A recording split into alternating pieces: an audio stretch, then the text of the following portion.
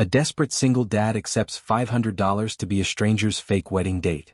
When her cruel ex-husband humiliates her in front of everyone, this broken man finds his strength again. What happens next will restore your faith in love, second chances, and the power of standing up for what's right. Before watching full story, comment below from where you watching. Also like and subscribe for more stories. Marcus stared at his phone screen, reading the message for the third time. His heart pounded with a mixture of anger and disbelief. Hey Marcus, I know this is weird, but would you be my date to my ex-husband's wedding? I'll pay you $500. I just can't show up alone. Please? The message was from Sarah Chin, a woman he barely knew from his daughter's school. They had exchanged numbers during a parent-teacher conference, but they had never spoken beyond polite greetings in the hallway. Marcus's first instinct was to delete the message. He was a single father trying to rebuild his life after his wife's death 2 years ago. The last thing he needed was to get involved in someone else's messy divorce drama. But then he looked at his 8-year-old daughter Emma, who was sitting at their small kitchen table, carefully rationing her cereal because they were running low on groceries. The $500 would cover groceries for 2 months. His pride wrestled with his desperation. After losing his job at the construction company due to budget cuts, Marcus had been struggling to make ends meet. His savings were gone, and he had been too proud to ask for help from family or friends.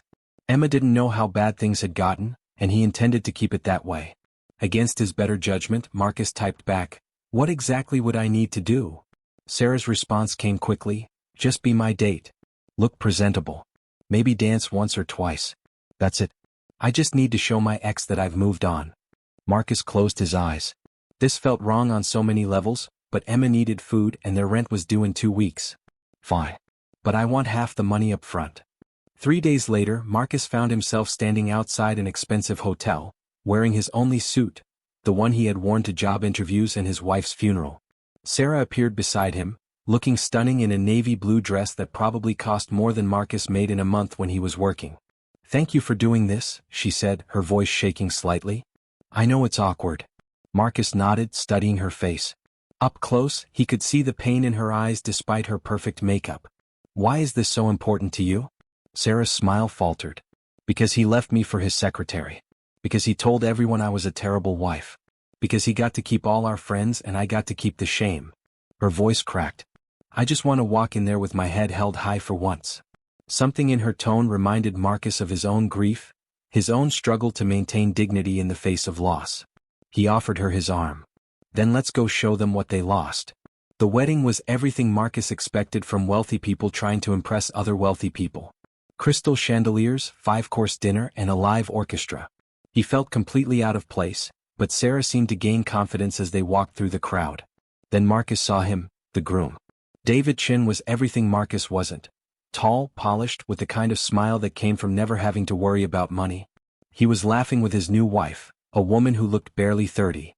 "That's him," Sarah whispered. "That's David." Marcus watched as David's eyes found Sarah across the room. The groom's expression shifted from joy to something colder, more calculating. He whispered something to his new wife, who looked over at Sarah with obvious disdain. "He's coming over," Sarah breathed, gripping Marcus's arm tighter. David approached with his new wife in tow, his smile sharp as a blade. "Sarah, I'm so surprised you came. And who's this?" His eyes raked over Marcus dismissively. "This is Marcus," Sarah said, her voice steadier than Marcus expected. "My boyfriend." David's laugh was cruel. "Boyfriend?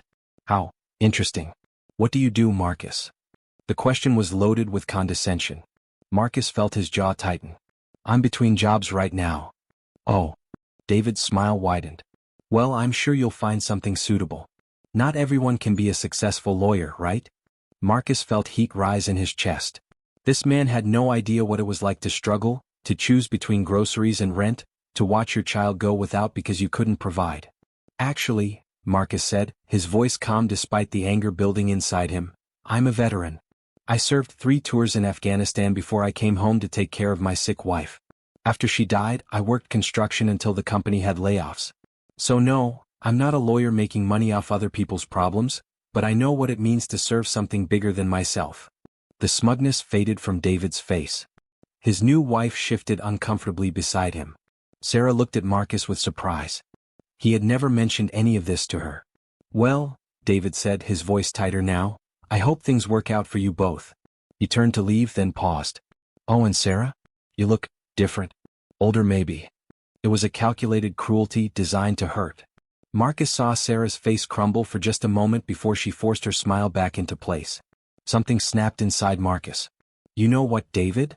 Marcus said, his voice carrying across the nearby conversations. You're right. Sarah does look different. She looks like a woman who's learned what real strength is. She looks like someone who's discovered her own worth instead of depending on someone else to define it for her. He turned to Sarah, and for the first time that evening, his smile was genuine. She looks beautiful. David's face flushed red. Who do you think you are? I'm someone who recognizes quality when I see it, Marcus replied. In class.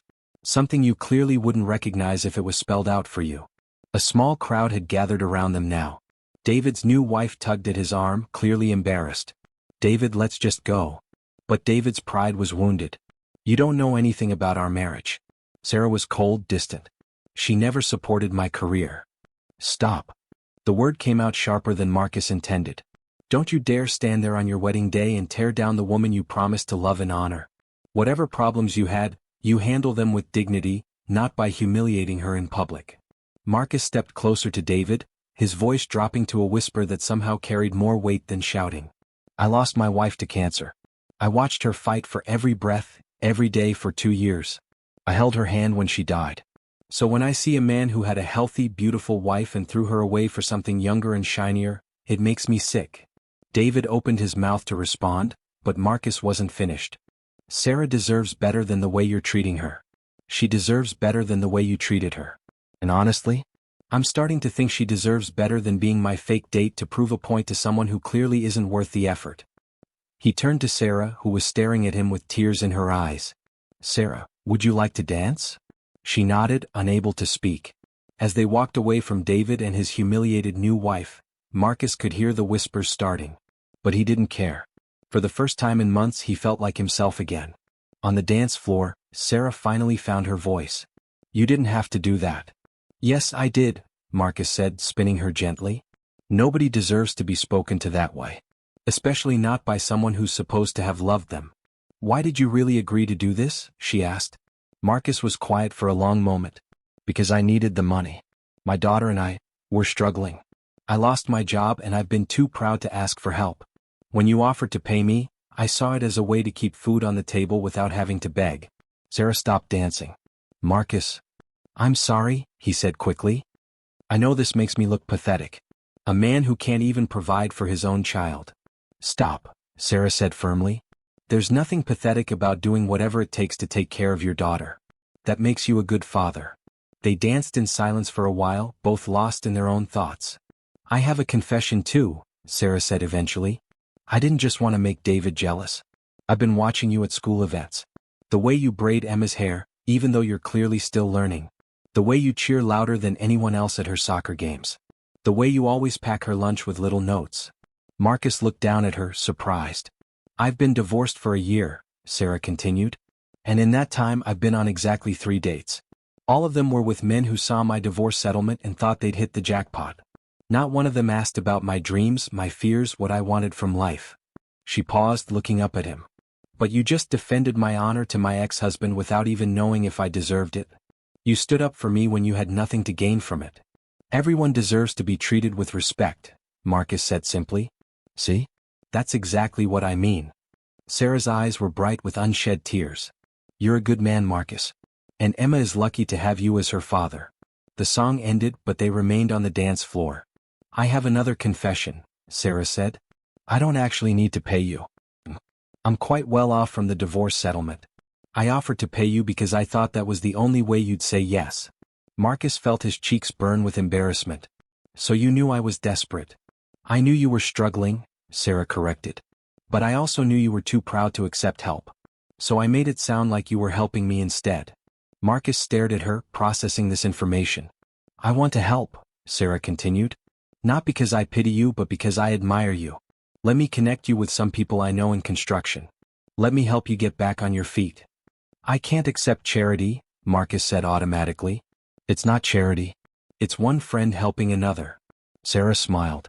Besides, I'm hoping you might want to take me on a real date sometime. One where we're not pretending to be together. Marcus felt something shift in his chest. A warmth he hadn't felt since his wife died. I'd like that. But I should warn you, I can't afford anywhere fancy. How about a picnic in the park? Emma could come too. I'd like to get to know her better. She'd like that, Marcus said and realized he meant it. She's been asking when I'm going to find her a new mom. I keep telling her it's not that simple. It's not, Sarah agreed. But maybe it doesn't have to be impossible either. They left the wedding early but not before Sarah said goodbye to David. She approached him with grace and dignity, thanking him for the years they had together and wishing him well in his new marriage. David seemed taken aback by her kindness, and for a moment, Marcus saw a flicker of regret in the other man's eyes. Why did you do that? Marcus asked as they walked to his truck. After everything he said to you? Because holding on to anger only hurts me, Sarah said. And because I realized something tonight. I don't need his approval anymore. I don't need him to admit he was wrong or to see what he lost. I just need to be happy. She paused beside his truck, looking up at the stars. And for the first time in a long time, I think I might be on my way to that. Marcus drove Sarah home, and they sat in her driveway talking until almost midnight. They talked about their dreams, their fears, their children, their hopes for the future. Marcus told her about his wife, about the guilt he carried for wanting to be happy again. Sarah told him about the loneliness of her marriage, how she had felt invisible long before David left. I don't want to be someone's second choice, Sarah said. I don't want to be the woman you settle for because you can't have the one you really want. My wife will always be part of me, Marcus said honestly. But she's gone. And she would want me to be happy. She would want Emma to have a mother figure who loves her. He turned to face Sarah fully. You wouldn't be my second choice. You'd be my choice to start over, to build something new and beautiful. Sarah leaned over and kissed him softly. It was gentle, tentative, full of possibility. I should go, she whispered. Emma will be wondering where you are. She's at her grandmother's tonight, Marcus said. But you're right. I should get home. As he drove away, Marcus felt lighter than he had in months. Not just because of the promise of help with finding work, but because he had remembered who he was. He was a man who stood up for what was right, who protected the people he cared about, who wasn't afraid to love again. The next morning, Emma came home full of questions about his fancy party. Marcus told her about Sarah, about how kind she was, about how she wanted to meet Emma properly. Is she going to be my new mom? Emma asked with the directness that only 8-year-olds possessed. Maybe someday, Marcus said. But first she's going to be our friend. And friends help each other, right? Emma nodded seriously. Like how you helped her at the party? Exactly like that. 6 months later, Marcus was working steadily again, thanks to Sarah's connections. He had insisted on paying her back the $500, even though she protested.